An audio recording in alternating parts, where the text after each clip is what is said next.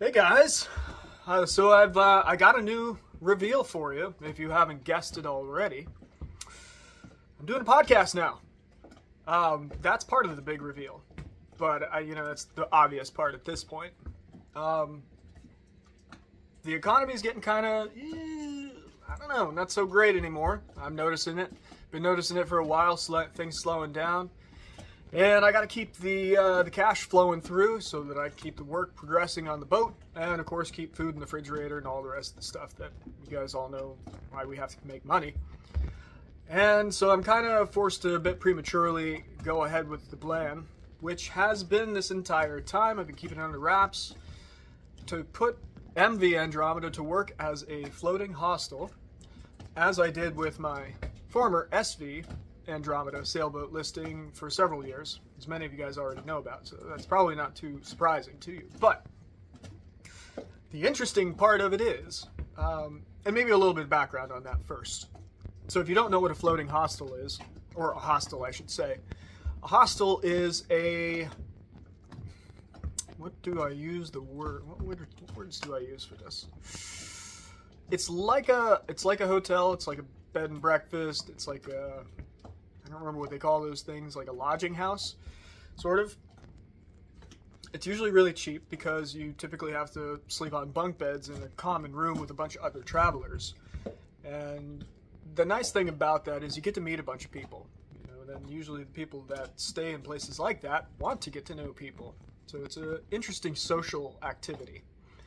And on board SV Andromeda for however many years it was I was listing that boat. That would have been, geez, probably 2016 through 2019, I'm guessing? 20? Somewhere in there. Well, I guess, yeah, because 20, because that's when the COVID stuff started, and that was pretty much the end of it for me. But it was such a great time, there was a lot of hardships and struggles along the way also, believe you me. But I've learned from those, and in the new MV Andromeda, I have an opportunity to build my way out of those problems. Because they're not really problems with the customer, it's problems with the system. Like a simple example would be that the cabin that I had in Andromeda, SV Andromeda, was, right across the hallway from the toilet. So people would come down in the middle of the night, it's without fail, 2, 3 o'clock in the morning. I'd hear the creaking steps, which are literally adjoined to my wall. Creak, creak, creak, crack, crack, crack. And usually people would stumble as they go down the stairs because it's kind of sketchy. And then hear the door open, and I hear the door close. And they'd be in there for a little bit, and then I'd hear the macerating toilet. And they'd play with it, flush with it, whatever. And I'd hear the door open, and I'd hear them start to climb up the steps and inevitably fall. Like every single time somebody slipped and fell. And every night it was like that. So that's part of the reason why on MV Andromeda, I don't have macerating toilets. I have one left in the forward cabin. But it's getting deleted too. They're all getting changed over to drop toilets. Gravity flush toilets. So there's no whirring motors. There's also nothing to get stuck in the toilet that I then have to tear the thing apart and get shit all over my hands. It's disgusting. It's disgusting. That's not to say that people aren't going to flush stuff down the toilet. I know they're still going to. It's going to be a different means of dealing with it though. But anyway, I digress. There are problems, but I can work around that now with the experience that I have.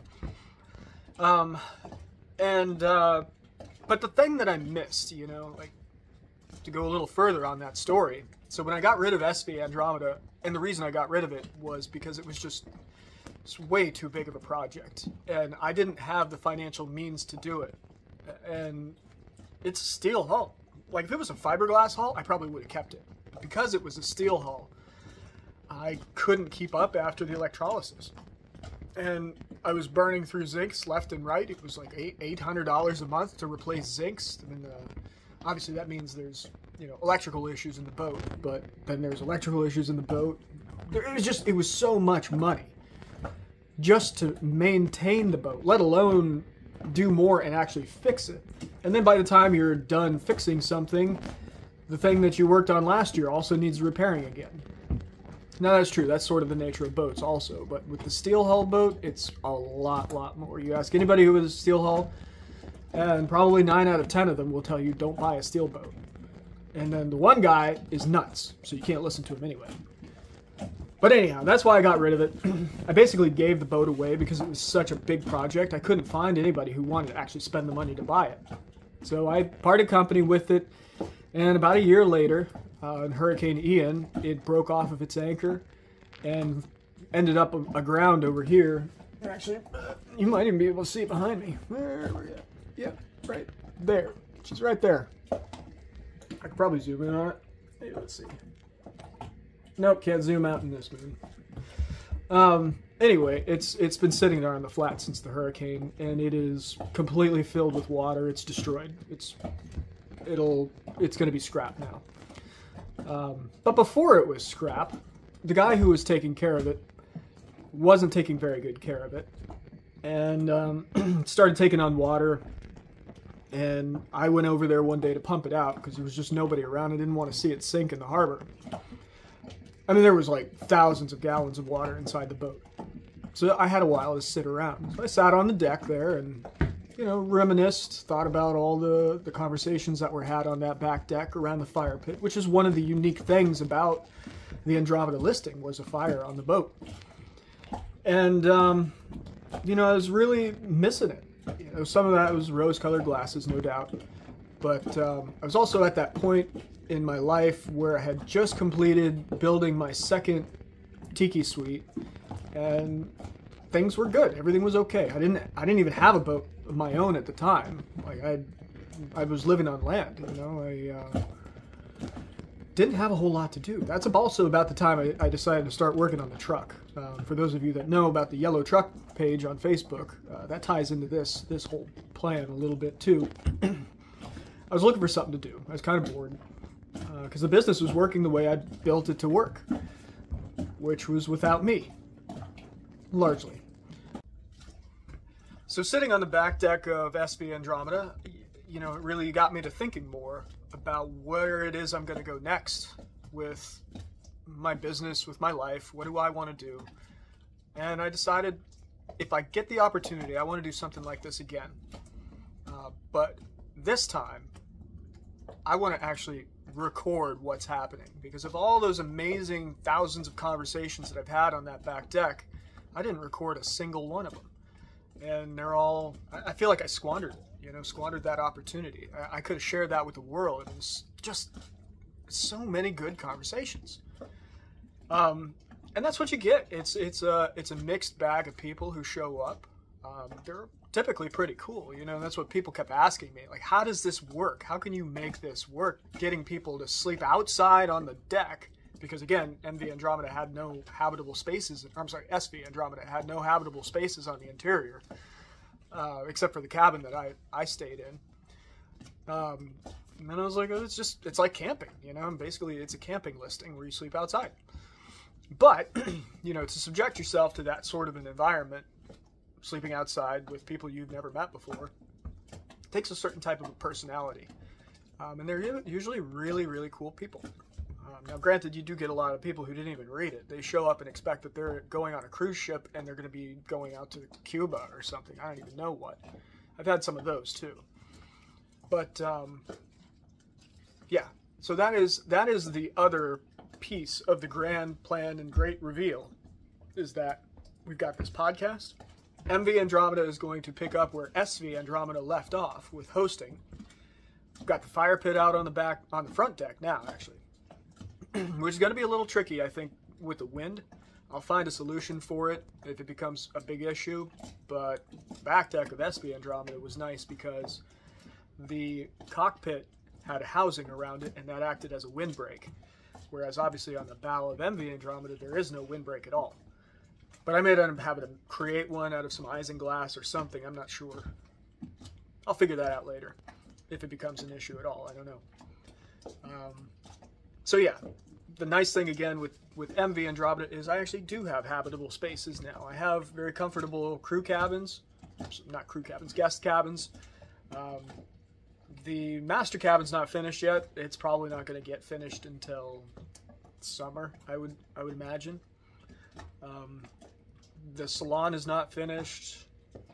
The forward cabins, they were already finished. There's some things I want to do, like replace the flooring and whatever, but for the most part, they're okay. There's nothing wrong with them. They're a little dated, but they're still habitable and comfortable.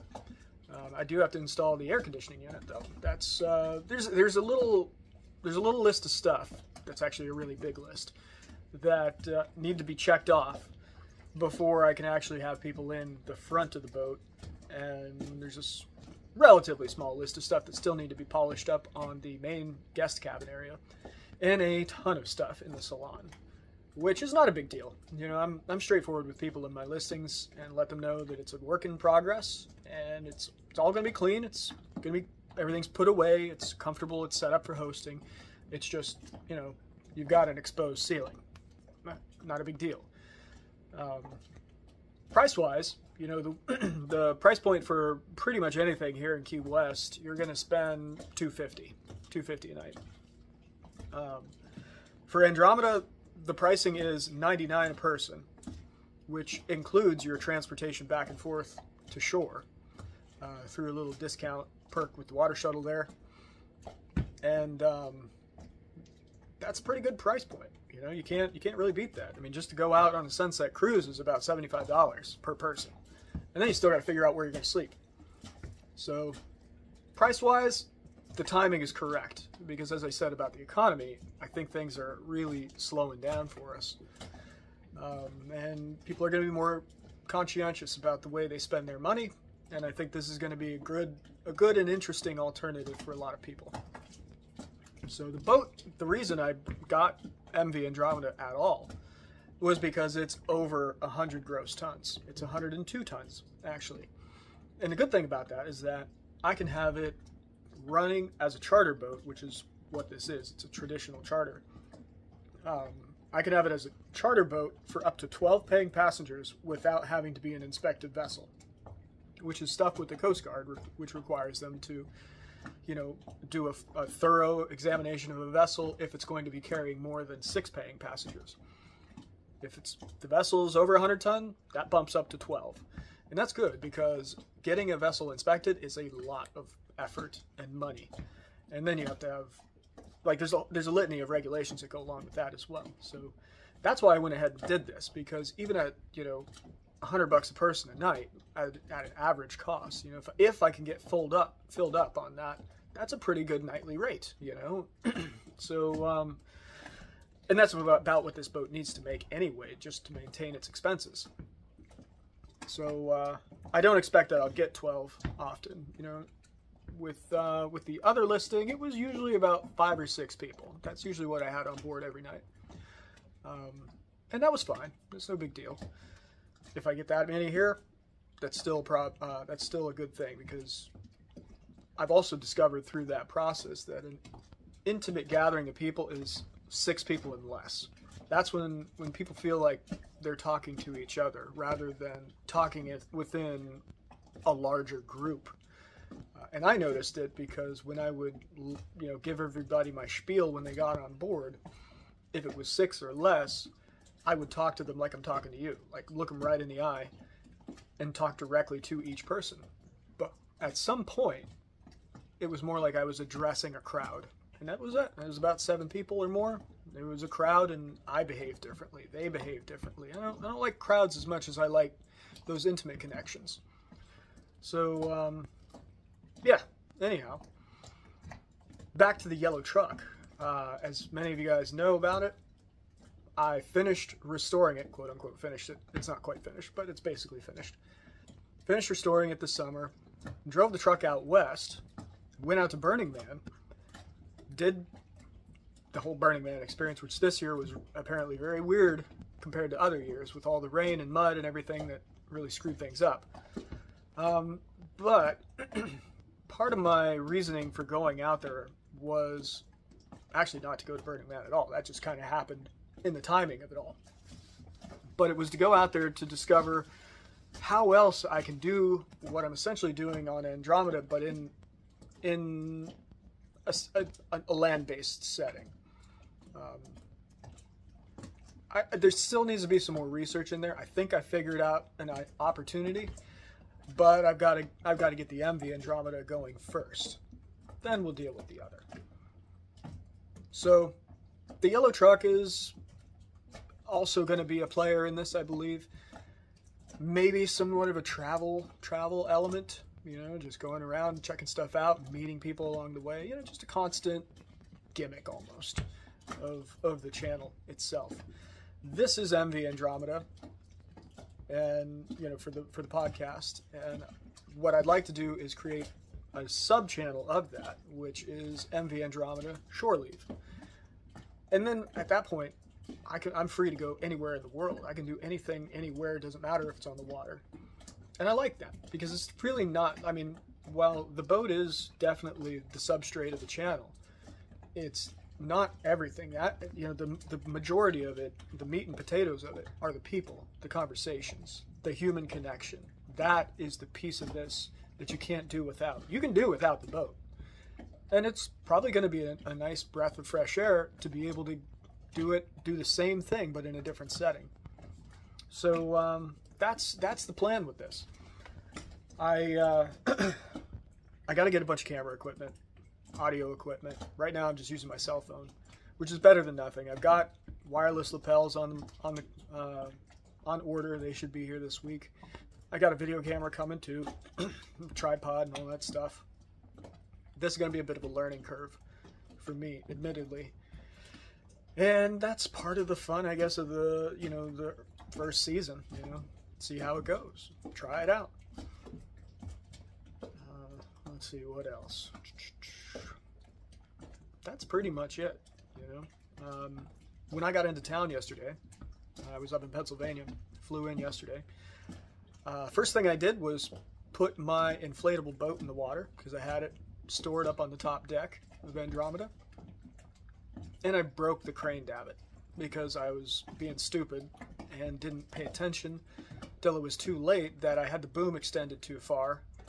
And I'm not exactly sure what happened, but it just dropped. Like all the pressure ran out of the cylinder, the boom cylinder, and the arm dropped and it bent the top of the davit, like in the interior of it, and it did something else to the motor itself. I don't know what happened. I took the whole thing apart, which sucks because I just had it taken apart and I hated it.